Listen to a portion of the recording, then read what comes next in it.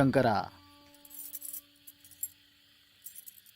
मंडळीनू, ब्रह्मदेवाने हंसाचं लोभस्वरूप धारण केलं आणि देवऋषी नारद मुनींना ब्रह्मज्ञान सांगण्याकरता सुरुवात केली.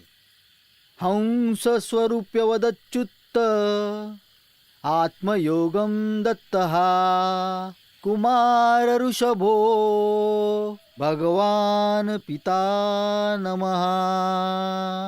विष्णु शिवाय जगतां कलयावतीर्णस्तेना हता मधुभिदा हृतयो ह्यास्ते.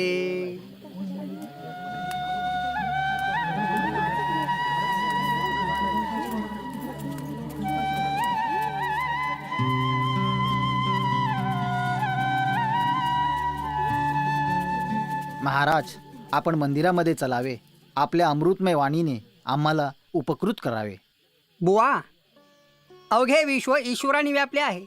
आत आणि बाहेर असा भेद नाही असे आपणच सांगता ना. मग मला मंदिरात येण्याचा आग्रह का?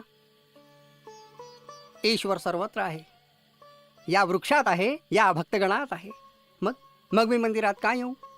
बुवा, आचार आणि विचार यात दुरावा म्हणजे महापातक, आणि ते आपण का स्वीकारावं? महाराज, क्षमा असावी. यापुढे हा आपला साधक आपल्या भक्ती मार्गानेच भ्रमंती करेल. महाराज, आपली पुन्हा भेट झाली.